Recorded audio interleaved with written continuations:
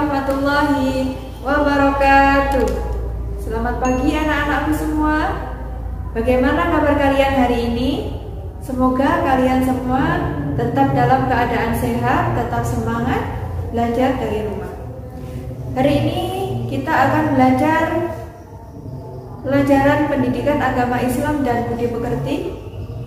Kita masuk pada pelajaran ke-7 dengan judul Iman kepada Malaikat Allah. Sebelum memulai pelajaran hari ini, mari kita berdoa terlebih dahulu. Mari kita awali dengan bacaan ta'awudz. A'udzu billahi minasyaitonir rajim. Bismillahirrahmanirrahim. Raditu billahi rabba wa bil islami dina wa bi muhammadin nabiyyan wa rasula rabbi zidni ilma warzuqni fahma amin.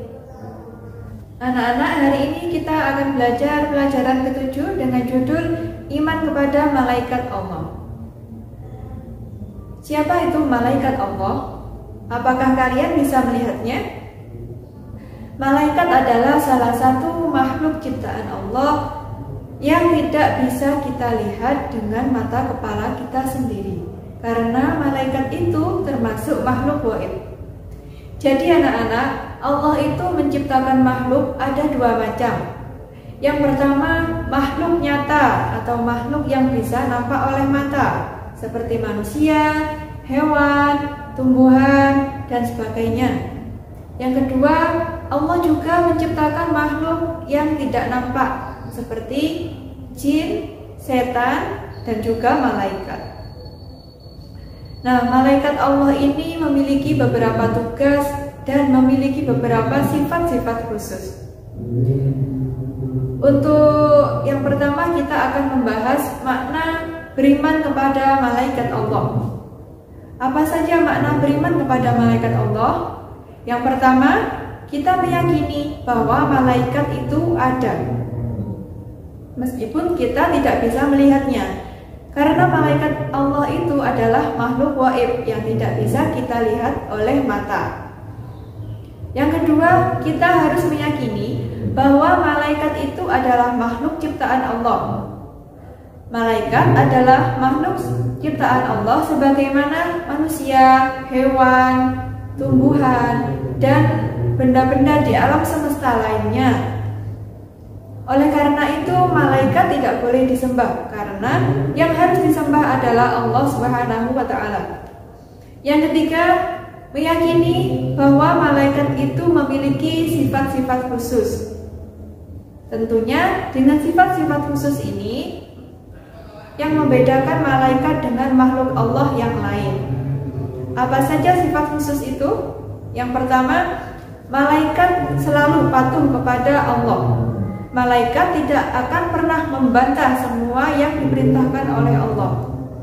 Yang kedua, malaikat diciptakan dari nur atau cahaya. Berbeda dengan makhluk Allah yang lain seperti manusia yang diciptakan dari tanah, ataupun iblis yang diciptakan dari api. Malaikat ini diciptakan dari nur atau cahaya.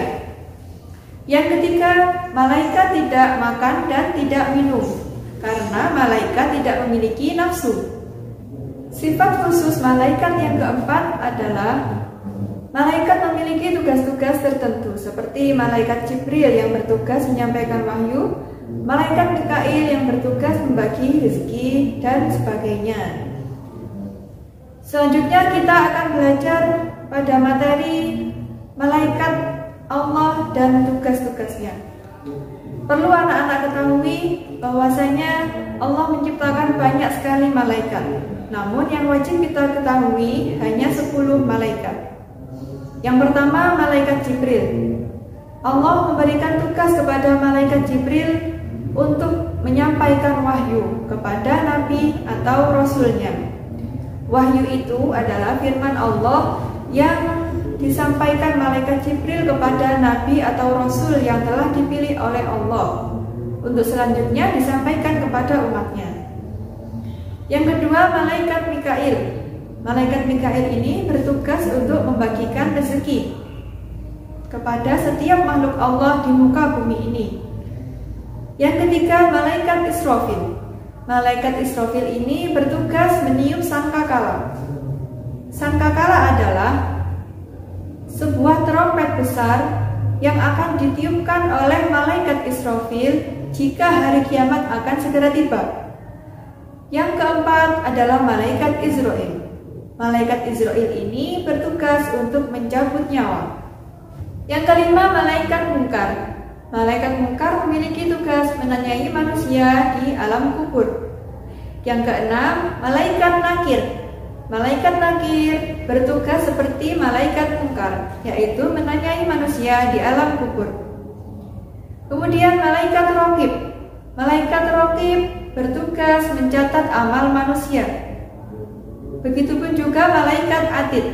Malaikat Atid bertugas mencatat amal manusia. Yang kesembilan, malaikat Ridwan.